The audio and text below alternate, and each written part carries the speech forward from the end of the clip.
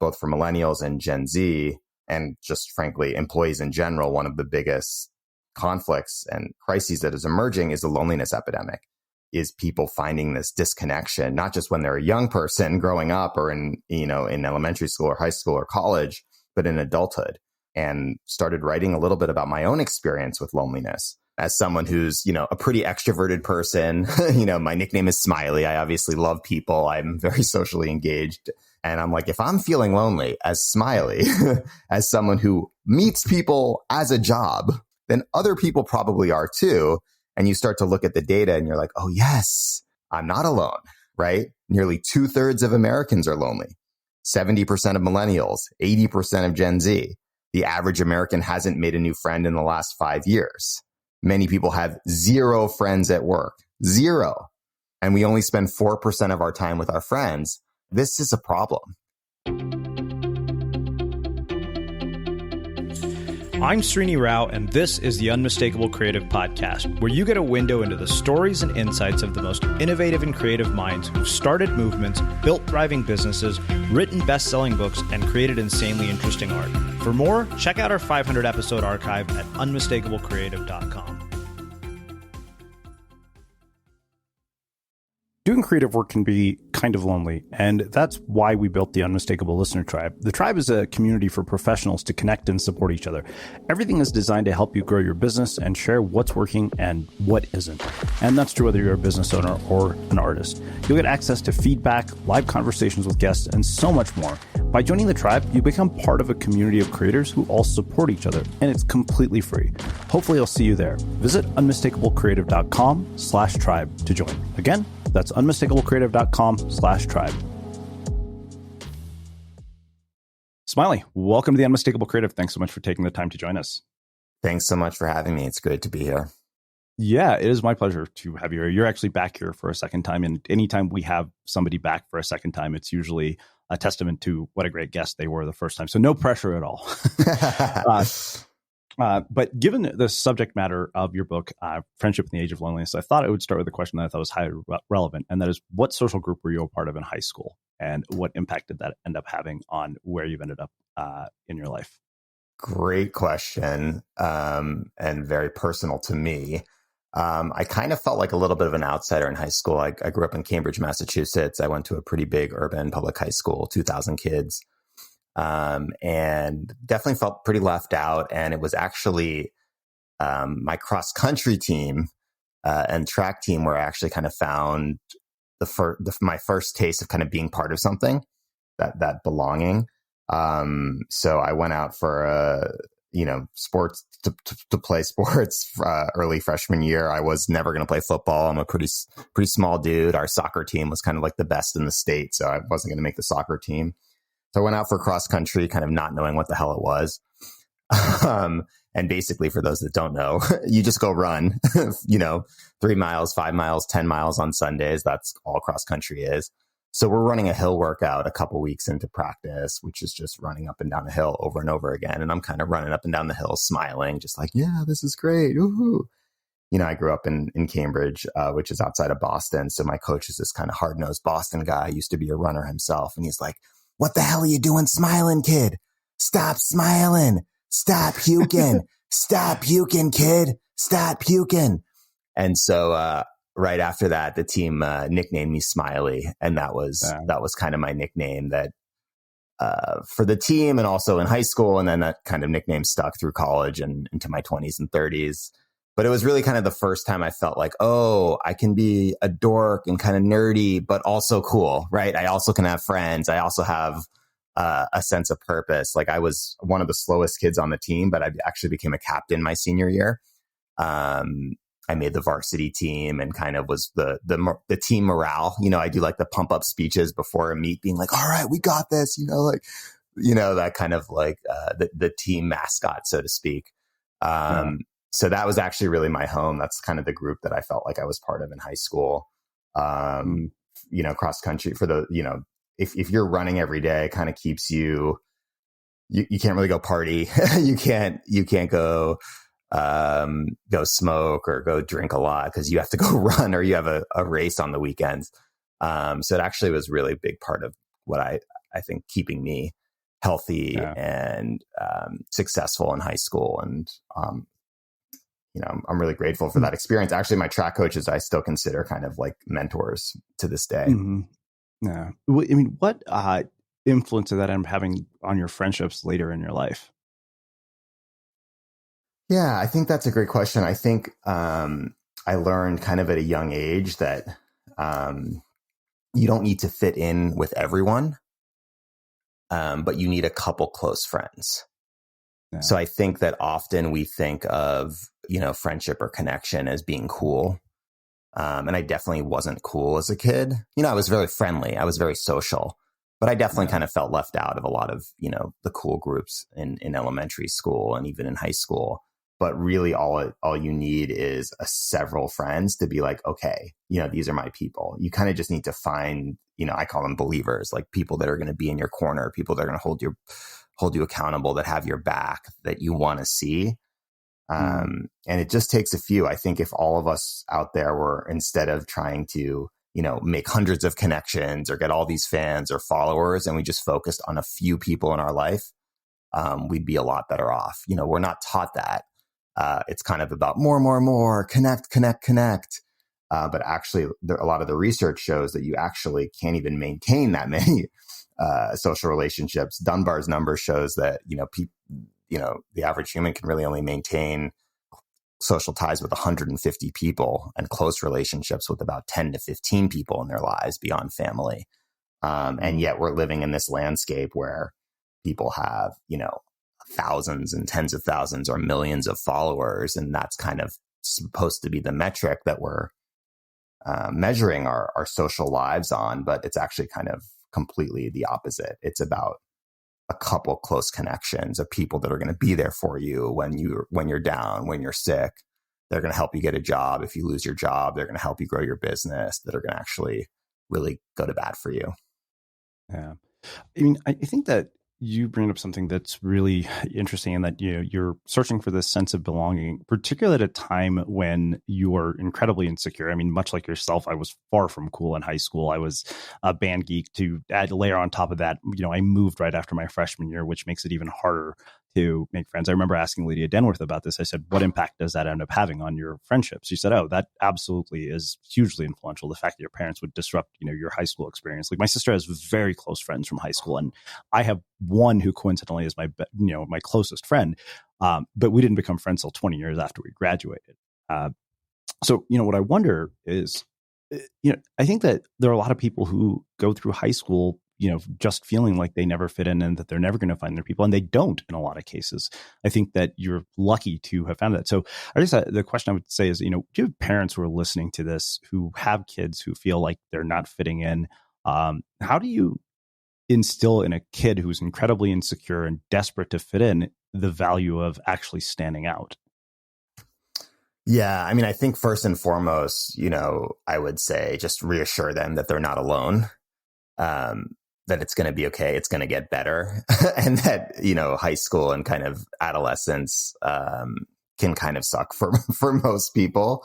I kind of always think of a lot of the people that I remember being so cool. When I was a kid, the people that would kind of make fun of other people are not doing that interesting stuff right now. And all of the people that they made fun of are like amazing actors or in theater or writers or creatives or have cool jobs. Like, all of the people that get made fun of for being different, for being unique, for wearing, funky clothes or being themselves, are actually live amazing lives now. But, in seventh grade, those are the people that get picked on. So just the kind of sense of, hey, it's going to get better. But to be yourself, I think is so important right now. We're seeing kind of skyrocketing rates of teen anxiety, teen depression, even teen suicide, which is really alarming. The teenage suicide rate is, I think, tripled between 2007 and 2017. And a lot of that has to do with bullying and social media pressure, and kind of young people really feeling left out and feeling like they don't have someone to turn to or a place to turn to. And I think the pressures on young people are even more alarming now than they were for you or I growing up. because of social media. I mean, I'm so glad that we didn't have that. It's hard enough to kind of make friends and just kind of, get invited to hang out with people back in the day. And now it's like all these apps and everyone's DMing each other and Snapchat and TikTok and Instagram. And I don't even know how young people do it. Yeah. So I'm curious for you personally, what is one of the experiences that you remember from adolescence, particularly when it came to social groups, that made you feel the most insecure? Oh, that's a great question. I remember in high school getting made fun of for doing the work. For like you didn't. It'd be like people would come and be like, "You didn't do the reading, did you?" I'd be like, "Yeah, I did the reading. We're reading Invisible Man by Ralph Ellison. It's a dope book. Like, you should fucking read it. Like, what are you doing? Like, read the book. It's one of the best books ever written. And it's like, will make you understand the world we live in today more." But I've kind of felt this pressure to be like, no, I didn't do, like, oh yeah, I didn't do it. No, I didn't do that's this kind of like attitude around not taking academics seriously. I remember that kind of from a pretty early age, a lot of pressure around like, you didn't do it. Like, did you do the essay? Did you do the work? Or like, that kind of thing. So, and then it was actually only into college, I went to Wesleyan University, which is a really great liberal arts school where I kind of met other people. I realized that it was cool to be smart.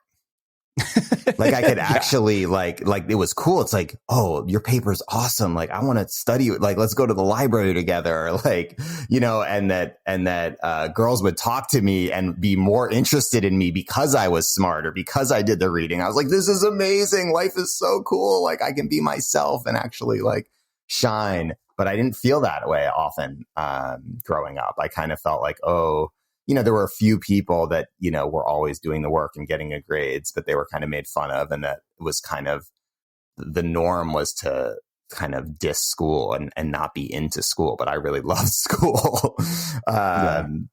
So, I remember that. But again, a lot of those people that were the people getting made fun of for doing the work are now doing really interesting things and are really smart and kind of have found their way. So again, to all the young people out there and the parents listening, encourage that, like just be like, yeah, find the other people that are, you can all, I think that this holds true no matter what generation. You're not alone. There's someone out there that is feeling the same way about this as you. Find them, right? Or has similar interest or is going through similar things. Like, it may be 2 of you or 3 of you in the crew, but that's enough. Yeah. It's funny because I don't think I ever felt insecure about, doing work or being smart. But I mean, you grow up as an Indian immigrant in a small Texas town. There's plenty to be insecure about, when my parents couldn't afford nice clothes or shoes, when everybody starts buying like Air Jordans and stuff like that. I mean, we had rich kids at our school who literally would use baby Jordans as keychains. It was ridiculous. Wow. And I still remember, like, I would feel incredibly insecure about the way that I was dressed because my clothes weren't as nice as everybody else's. Yeah, I remember that there were a couple of us there were a couple of kids. I had a couple of friends that we would just kind of wear similar clothes. I think I just remember wearing similar clothes to a couple of friends throughout the years. I mean, I definitely was more dorky, but I remember having like a, Rage Against the Machine, Nirvana phase. There's a class photo of me from, I think it's from 7th or 8th grade, where like everyone's in kind of, like wearing clothes that would be appropriate for a class photo. And I'm wearing like a Rage Against the Machine t-shirt and Sambas and soccer shorts. And I'm just like, wow, well, that's a style I guess I was going with. I'm not sure it was cool or what it was, but I was doing my thing. And there were a couple other kids in the photo that were my friends that were also like clearly didn't seem to belong or weren't dressed like the others. And I'm like, yeah, those are my friends. This episode of The Unmistakable Creative is brought to you by ThoughtWorks, a global technology consultancy that's hiring senior and lead developers, data engineers, infrastructure consultants, and more to join them in their roles across the United States. It's pretty clear that last year changed our working lives forever, and maybe it made you realize that you were ready for a change. At ThoughtWorks, they challenge curious minds to make a real impact, get to know them, and discover how you can make your mark in tech.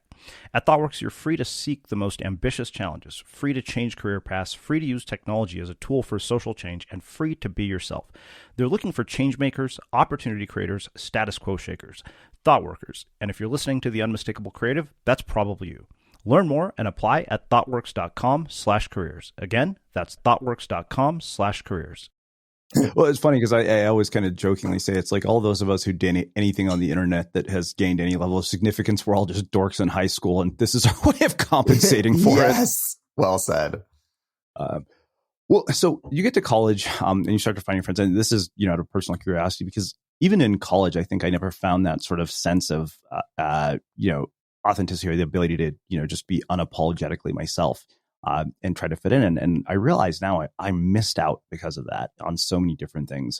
What do you think it is that causes some people to discover that in college versus other people not to? Yeah, I mean, I think it's a journey. I think that, I don't think it happens right away. Now, I think that I found my closest friends in college kind of towards the end, as school went on. I also had the experience of not having a cell phone for the beginning of school. I think cell phones I was a freshman in 2001 and graduated college in 2005. Cell phones were became kind of ubiquitous, maybe junior, senior year. So there was a real presence of kind of how which I think was really powerful, of just kind of how college for me was really transformational, of just kind of being around people, and your existence is just to kind of hang out, listen to music, read, talk about the world, and just chill. And there was just a lot of time to know people. And I'm just really grateful for that, of, this sense that kind of your whole existence was to just be with people, which actually after that, you have very little of that, or you have to be really intentional about that as an adult, because it becomes a lot harder to do that, especially as people get older or move away, have children. Yeah. But I think that, for me, my friendships kind of were born out of that. Let's just kick it. And the people that I just wanted to kick it with or just talk to forever became my closest friends. The people that I could kind of waste time with, so to speak. Yeah. Well, it's funny you use the words waste time in particular, because I remember telling, one of my friends, I said, you remember when you're in the dorms, you'd sit in these like lounges and you'd talk, and you'd start talking at 10 o'clock, and before you know it, it's 3 a.m. And that's so rare these days, because after I started, finished reading your book, I started just writing, out this, post titled, the Lost Art of Long, Slow Dinners. And I distinctly remember I lived in Brazil in 2008. And this is right after the iPhone had come out and smartphones weren't ubiquitous, like they are today. And especially in Brazil, they weren't ubiquitous. And one of my friends said, do you think like we would have had any of the mishaps and adventures that we did, in Sao Paulo? Because Sao Paulo is a crazy shit show of a city to live in. And he said, imagine if you had a cell phone. Think about all the crazy stories we wouldn't have. But I still distinctly remember I had a friend from Colombia, and she and I would sit outside a cafe. We'd start dinner at 6, and we would just sit there for 4.5 hours. And I can't remember the last time I've ever done that. Yeah. Yeah. I mean, that's friendship right there, when you lose track of time. I have a little chapter in the book about, the power of travel. I think, one of the reasons why people, speak so fondly of travel and make new friends when they're traveling is because usually, beyond kind of maybe taking photos of cool places, they probably are not on their phone as much as they would be when they're home. Right. Mm-hmm. They're just kind of get caught up in that, being and just letting the spontaneity, that comes with that experience. And, that's one of the things I'm so grateful for of college. People talk all the time, oh, we don't need higher education. What a waste to spend, $50,000 a year for 4 years, go into debt and graduate and not even be qualified for a job. And I kind of agree with that general sentiment, like, especially for people today. It's like you graduate from a school, even a good school, and you're not necessarily qualified for the job market. You should take that money, invest it in yourself, and build a company, or just buy a house and build your career from there. And there is something special And I think it's still special today for most, going to college, for most people going to college, where you have those experiences of hours and nights and weeks where you're just having those conversations, as you were saying, till 3 a.m, having those slow dinner parties, because that kind of teaches you about the world. It teaches you about who you are. You find yourself, you find your voice, you learn how to debate, to disagree, but disagree productively, to kind of say, I didn't see it like that, or I don't think we should do that on campus, or, that's not how I see this, major social issue that's happening in the world. Like, I agree with that, but not with that. Have you read this? What about this? And that's kind of, that's what being an adult really is that kind of experience of conversation, of connection, and learning and growth that we don't really get once we leave. We usually don't have the tools for facilitating that after college. You would have to go, I think, to kind of a retreat or a workshop, or really build it into your life. And I think only a certain number of people are able to do that, both logistically and it's just really hard to build that into, kind of your adult life once you leave school. So one of the one of the beauties of that experience is that's just very available to you. It's very present. It's very kind of, in the dorms, on campus, in the library, in class. Like that's your point of your existence, is to have conversations. Yeah. No, I mean, I've always said that if I were to go back to college, I would approach my social life like Van Wilder, because that seems, I mean, to me, that's the ultimate, sort of, if it's like you want an amazing social life, watch that movie and just follow that plan to the letter. I always jokingly said, if I had been smart, I would have joined every ethnic club, because then I wouldn't have been limited to just Indian women. I would have met the Filipino girls. Like, my friends, like, you're an idiot. Like, that's your motivation. I was like, well, I mean, in college, everybody is, open. It's like a breeding ground for making friends. But I think that at that age, we're not, self-aware enough to realize that, wait a minute, if I'm completely open-minded and willing to talk to anybody, I could have this just really abundant social life. Yeah. And that maybe, I mean, I look back and what I remember from college and what I take away is the relationships, is social relationships, right? I mean, I learned a lot. It's a good school. I'm not doing anything related to my major. I was a film studies major. I learned a lot. Wesleyan has a great film program, and I took some great classes, but I don't remember the reading or the papers I wrote. I remember the people I met and the experiences we had together. And I actually think that, I'm not saying that it's worth the cost now that colleges are paying. But I think that that's really, I think we should kind of have that experience of like in-depth, learning, growth, conversation every 10 years of our life. We should kind of go away for 6 months, to get to kind of reemerge into that space, but not just when we're 18 or 20. I think that happens a little bit early for people. They're not quite ready for it, but I would have loved to have done that, near the age of 30, because that's when I had a whole other transformation and a kind of quarter life crisis, third life crisis, understanding of who I was and what I wanted to do with my life. And I kind of needed that experience again. But I was like, I already went to college. I'm supposed to know what I'm supposed to do with my life, but that's not at all how it works. Yeah, I've always thought it was strange that, you're making decisions about what your entire life is supposed to look like when you've only lived a fraction of it. And to me, that's kind of a fatal flaw in the way we think about this. But speaking of sort of, quarter life crisis, which we talked about last, I mean, what has been the trajectory of your career that has led you to, where you're at today? Yeah. So, right. So my first book, that I wrote, nearing the age of 30 was called The Quarter Life Breakthrough. It was really thinking about, my search for meaningful work and millennials and young people trying to find, careers with purpose. So trying to make a living doing something that they loved, or something that they cared about, or something that was impactful, making money while also doing good.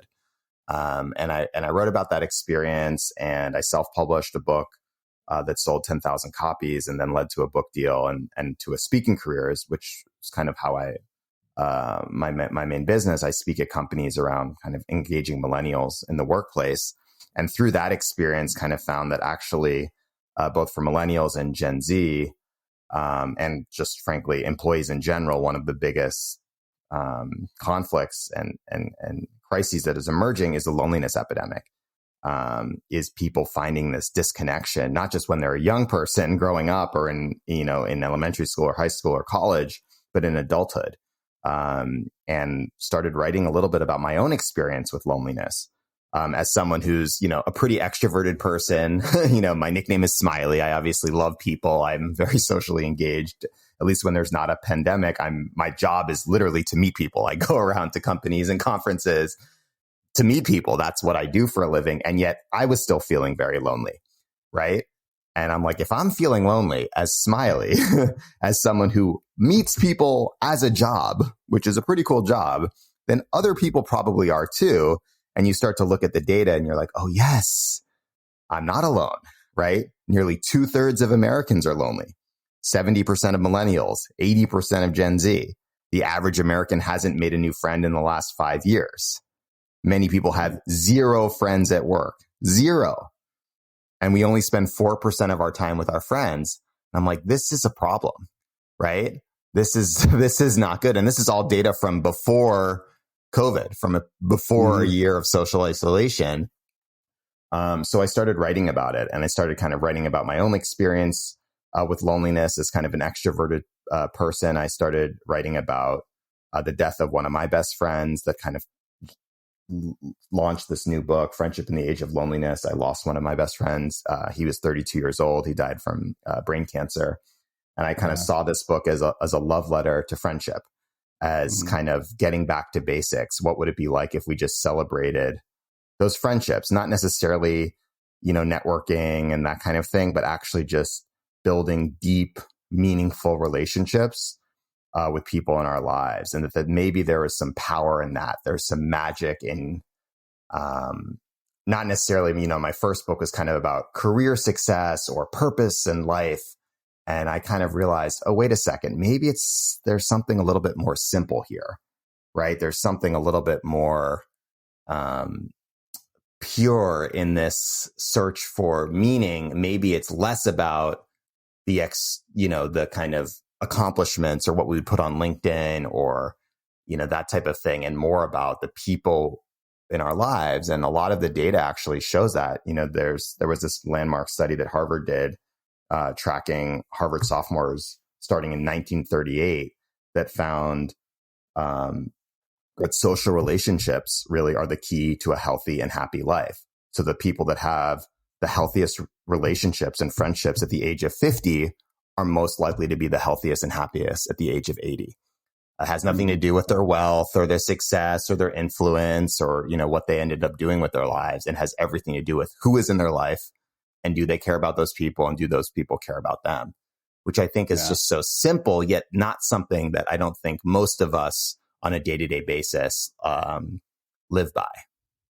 Yeah, absolutely. I mean, I know you wrote about, Levi, the friend that you're referring to extensively in the book, because it was funny. My roommate was asking me about some of the work that he's doing around sort of, disconnecting with the internet. I told him, I was like, go look up Levi Felix. And he's the guy who pretty much, created this movement. But I'm curious, when you lose a friend, particularly at a young age, and particularly a friend who's so young, how does that change your own perspective about what matters to you? Yeah. So Levi, losing Levi, I think was for me a pretty big wake up call. I think, I lost my grandparents. I was very close with my grandmother, specifically my dad's mom, because I used to live in New York and she lived in Manhattan. I was in Brooklyn and I would see her every week. And, there's something really hard about losing someone who's an elder or someone that's in your family. Losing a friend who, all of a sudden, is a friend who you're going on adventures with. We go to Burning Man. We're running Camp Grounded, which is a tech-free digital detox summer camp for adults. Someone who's kind of just living the peak experience life that a 30-something is living in the Bay Area. And then all of a sudden, they get diagnosed with brain cancer and die a year later. I think really makes you realize how precious life is. I think it makes you realize what really matters, which is those moments of disconnection, where the phone's not on, where you're not looking at a screen, where you're just with your friend, you're having that dinner, you're having a glass of wine, you're playing a game, you're taking a walk in the woods, you're, traveling, you're on an adventure, you're just with people. It kind of makes you celebrate that. At least for me, it kind of made me realize that a lot of the things that I normally spend my time focused on, which are a little bit more about, career or success or trying to make money, in the end, don't necessarily matter as much. And what really does matter is those moments, those kind of magical moments. It's like the kind of the sunset moments, the moments where you're kind of like, oh my gosh, like life, beauty, nature, magic, losing track of time, forgetting that time even exists, forgetting that you even have a phone, those types of things. That's what life is all about. That's what Levi taught me. That's what I was kind of trying to capture in this book, and kind of the essence of what it's like to lose a friend is to kind of remember, maybe there's a positive there, and remembering to live by those moments a little bit more, put those a little bit more at the center of our lives. And I think that's hard to do. I'm not saying it's easy, but I think it's really important. I think it also made me realize the importance of ritual, right? Where, I think it's so easy. You just don't know how much time people are going to have left. Right. And you don't know how much time you have left. And I think we saw that in the last year at the pandemic, of just being a little bit more appreciative and grateful for the people around us, because we can't get to see them. Right. Especially for people whose parents or family members or friends got sick and they couldn't even visit them. Right. This sense of like, oh my God, that last time we hung out, I didn't know that was going to be the last time we were hanging out. Maybe next time I see them, I'm going to really give them a big hug. Right. Or I'm going to bring them a gift that I know they're going to love.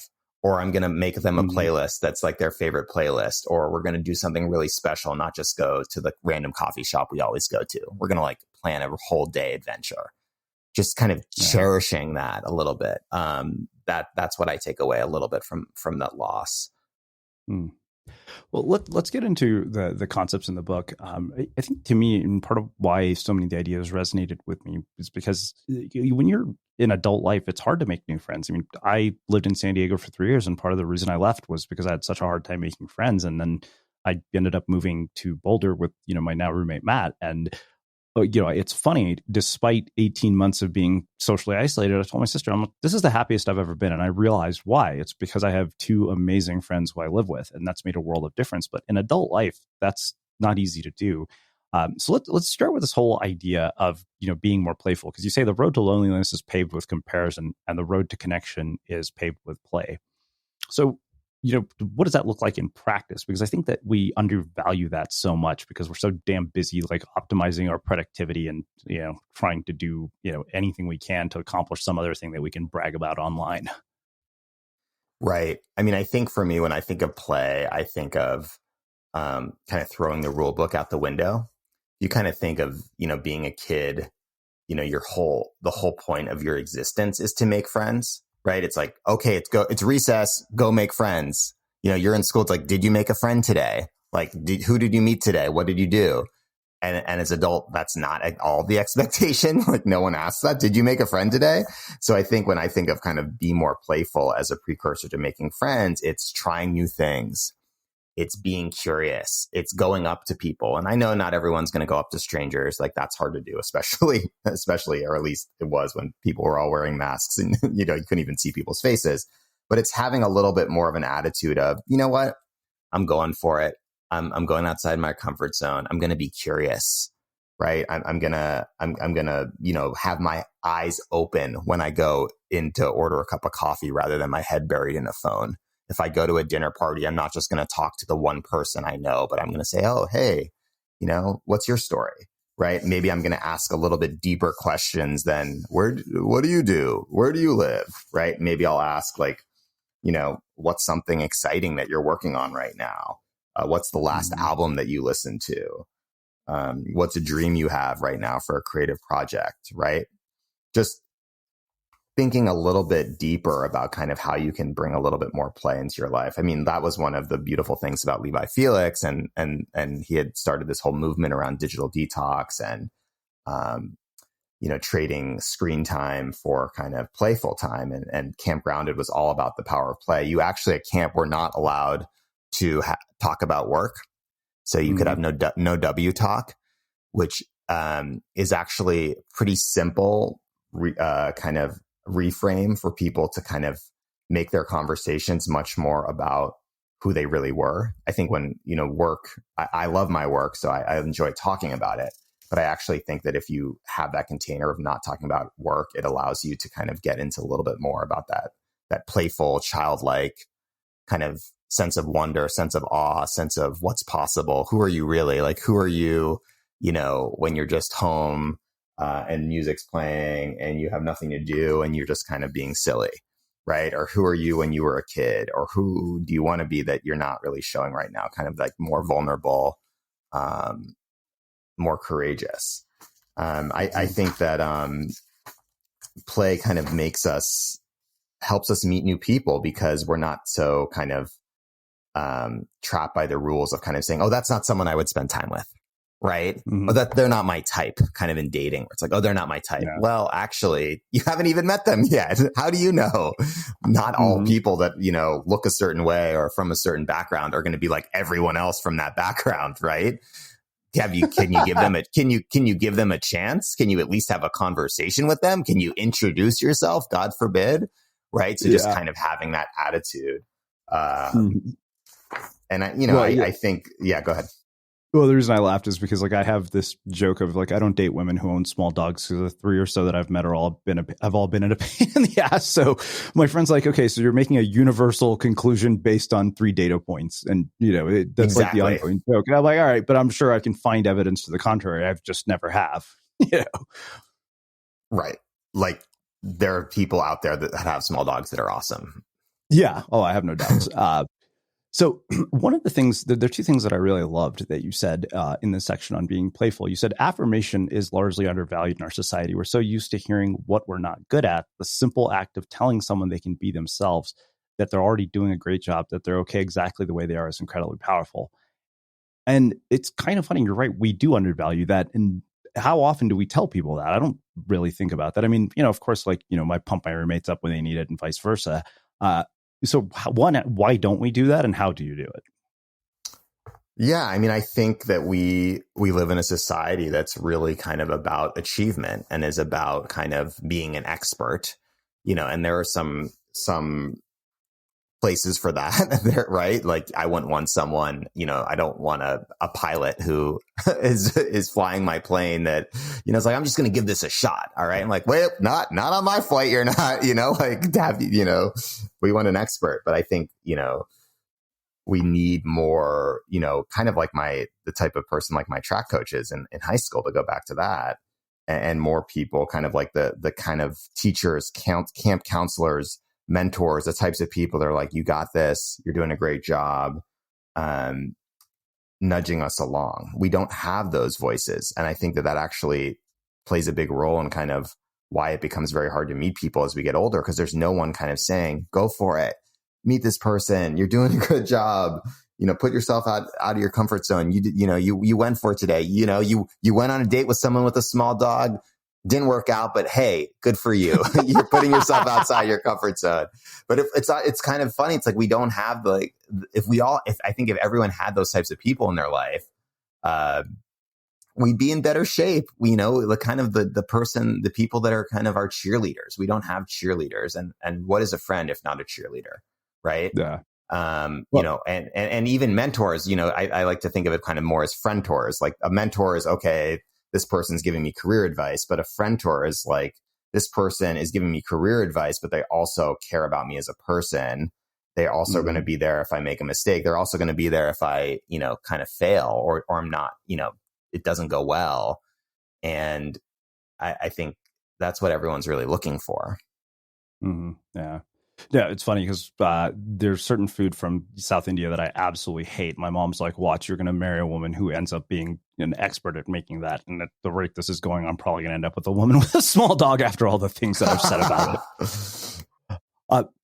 One other thing that I really liked, and it's funny because this is actually common among Indian people. You talk about giving gifts and you say, contrary to what a gift shop might have you believe, you don't need a reason to give somebody a present. It doesn't need to be somebody's birthday or Father's Day or a wedding to give someone something. And I remember I saw my best friend after 18 months for the first time about a week and a half ago. And he had a baby, I think, sometime last year. And she was a year and a half. This is the first time I'd seen her. And we called my dad while I was with him. And he's like, you didn't take a gift? I was like, Dad, trust me, I had intended to take a gift. We didn't have time. He's like, you're always supposed to take a gift when there's a baby. Like, Right. but yeah, I mean, talk to me about this. I mean, because to me, that was just sort of like, oh yeah, this is what we do. But I don't think it's that common. Yeah. I mean, I think that, I think there's such a power in giving gifts for no reason. I mean, I think it's great when you're doing kind of like, okay, just had a baby, a wedding, a birthday. But if you just show up and be like, hey, I'm giving you this gift because I appreciate your friendship. Or I saw this t-shirt and it made me think of you because we went to that show together. Or like, I know this is your favorite chocolate bar, or kombucha or ice cream or whatever, and you just grab it for someone. I don't know. I think those little tokens of appreciation and gratitude are so much more important than, hey, I bought you this fancy $200 thing, right? What are you going to remember more? Like, hey, I bought you this fancy thing, or like, oh my gosh, it's my favorite food from our favorite place from when we got that night. We stayed up all night back in, 2012 hanging out. Like, you remembered that, right? Which is more meaningful, probably the smaller gift that just you got for no reason. Again, this is not kind of how society is built. It's kind of, we're built to just, buy gifts for the very important milestones. But I think, showing more gratitude, showing more appreciation is kind of the currency for a better world. I think of Burning Man has this whole thing around decommodification. And this kind of a city that runs on gift giving, and whether you hate Burning Man or not, doesn't matter.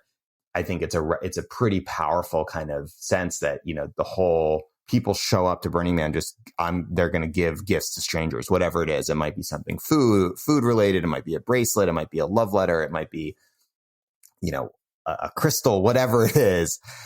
You have this city of, 70,000 people going around giving gifts to each other. What if the world was more like that?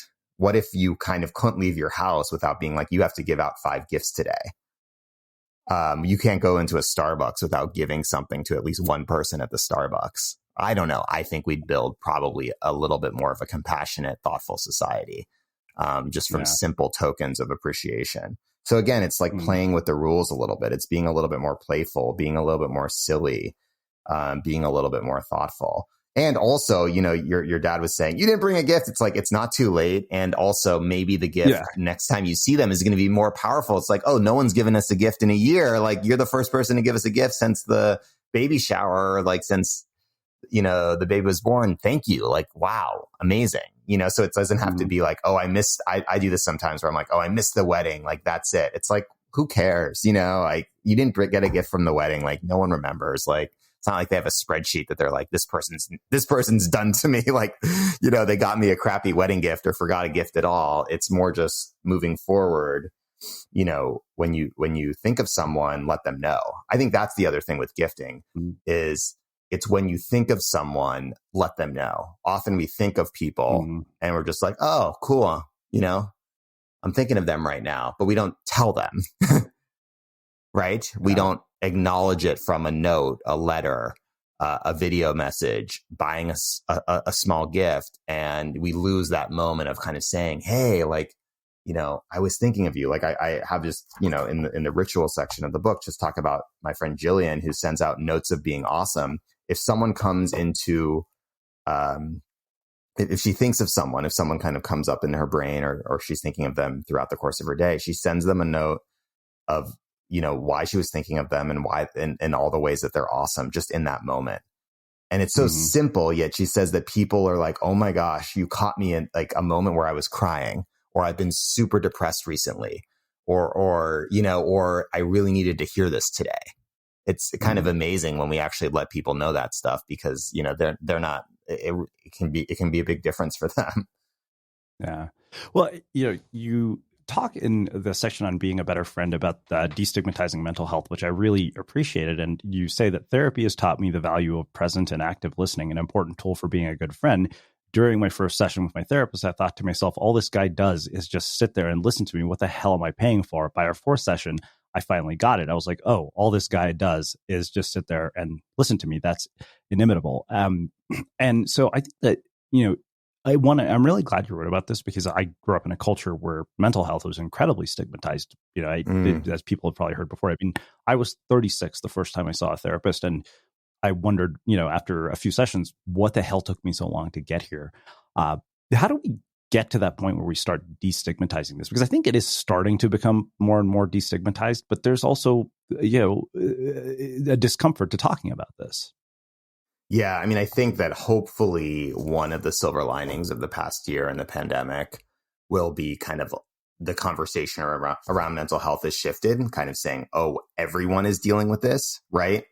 There was data that came out last summer that, showing that a third of Americans were experiencing signs of clinical anxiety or depression.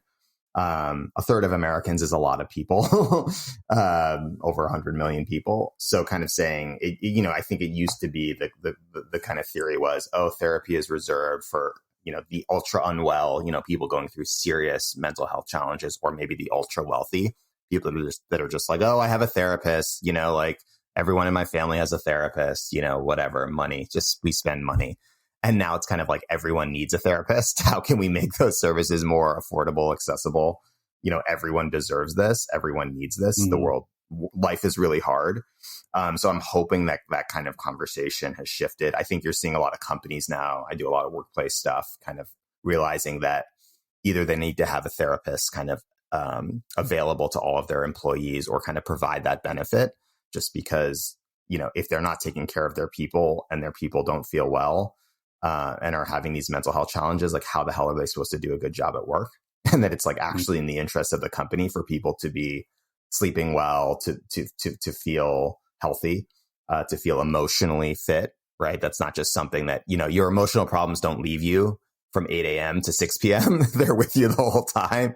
So if they're keeping you from doing work, then they're actually keeping you from being a good employee. So I think that conversation is shifting, but I also think that it's up to us to kind of normalize talking about these things a little bit. One of the intentions of my book was to a little bit normalize the sense of being alone, normalize that, hey, healthy, happy, quote unquote, successful people that, have a personal brand, or, write books or speakers, or have quote unquote cool social lives, are also experiencing loneliness, also sometimes feel a lot of anxiety, and also need to see a therapist, right? Mm-hmm. Just kind of saying, hey, this is not something that is only affecting people that, or have quote unquote serious mental health challenges, that we all are experiencing this stuff. And that it's kind of, I quote my friend Emily Onhalt in the book, who's a therapist, and started this kind of this company called COA, which is trying to kind of be a gym for mental fitness, kind of like One Medical Group, but for mental health. And kind of saying that it's like therapy is something you do proactively to promote wellness. It's not just like going to the doctor when you're sick. It's like going to the gym, right? It's you don't go to the gym, when your body is falling apart. You go to the gym to make sure your body doesn't fall apart in the first place.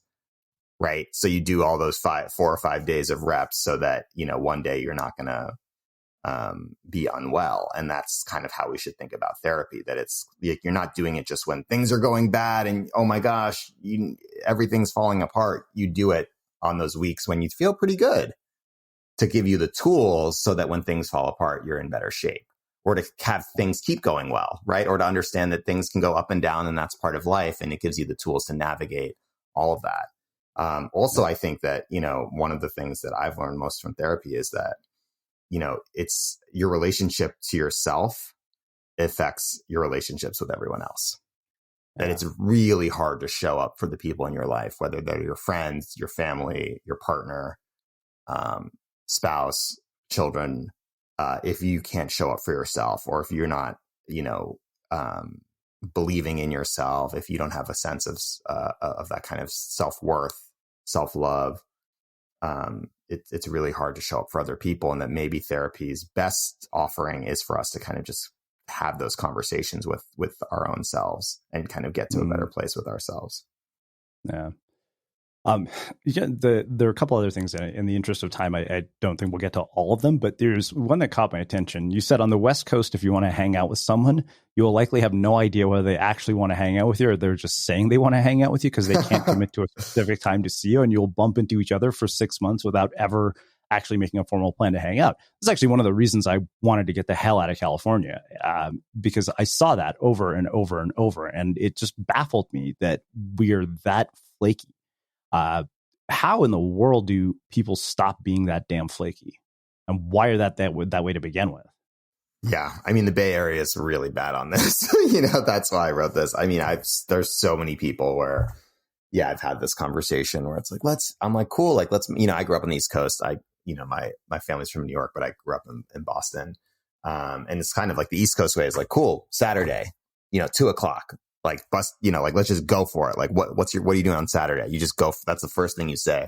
The West Coast, it's like, oh well, maybe in a couple weeks. Like I'm not really sure. Like I might be out of town. Like let's just stay in touch. It's like, okay, you said that last time. Like we're not like, do you actually want to hang out?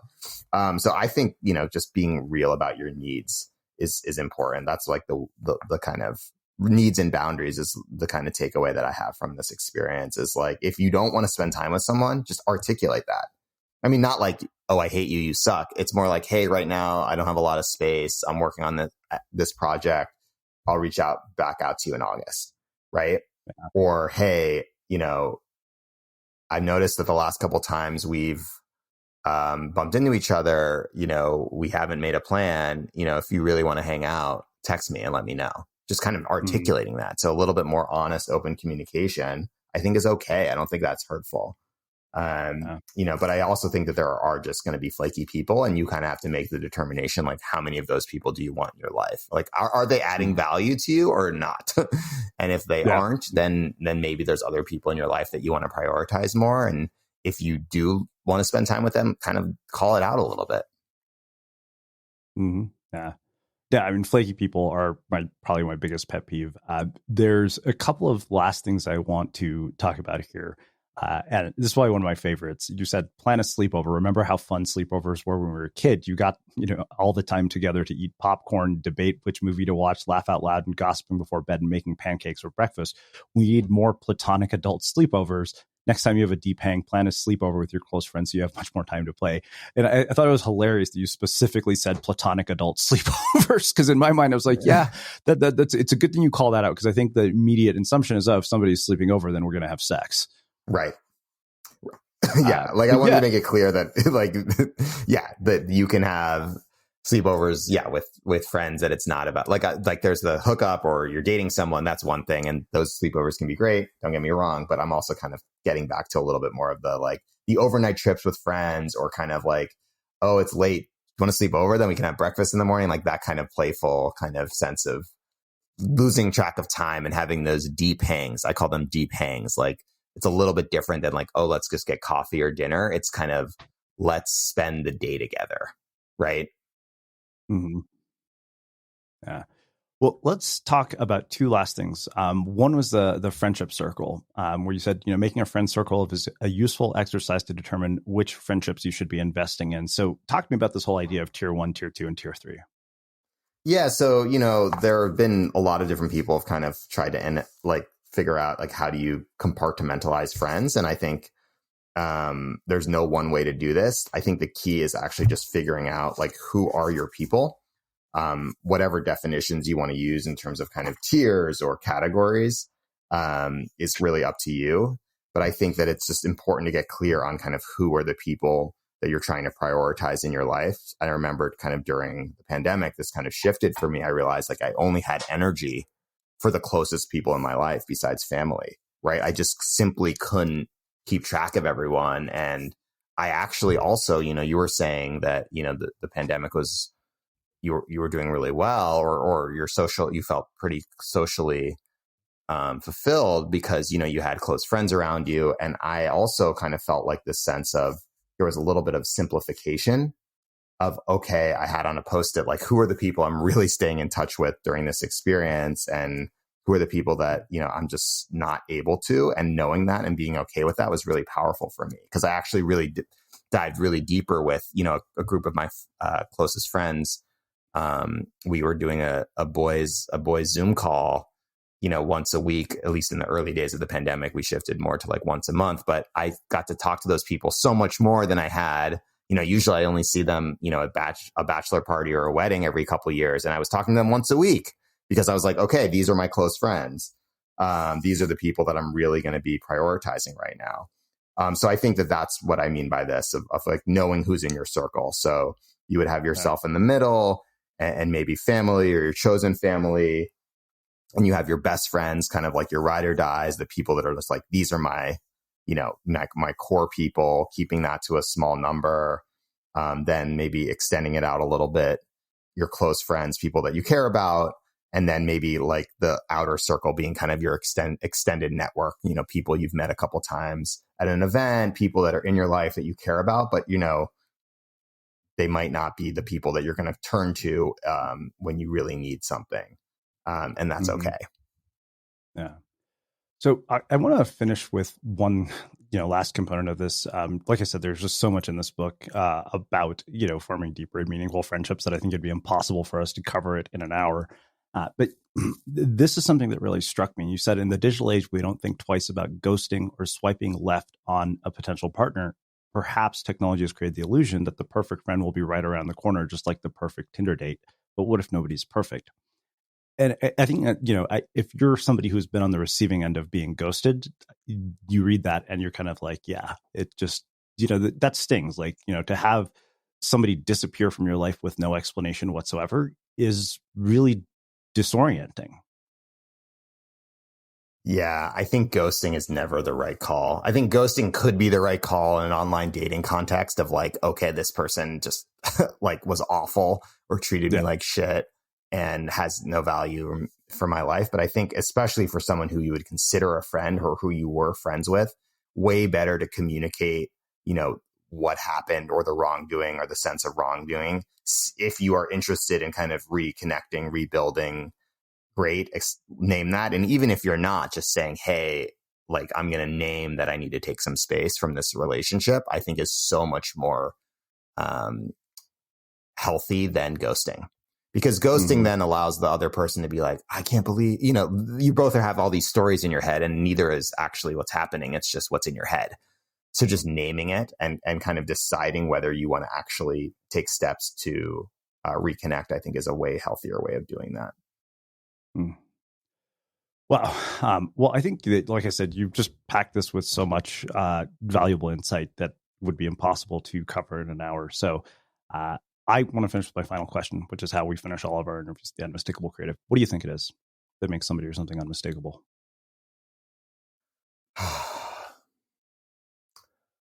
I would say it's how do you show up? How do you show up for the people in your life? How do you show up when things are hard? How do you show up when people really need you? That's what makes you unmistakable. How do you look after your people?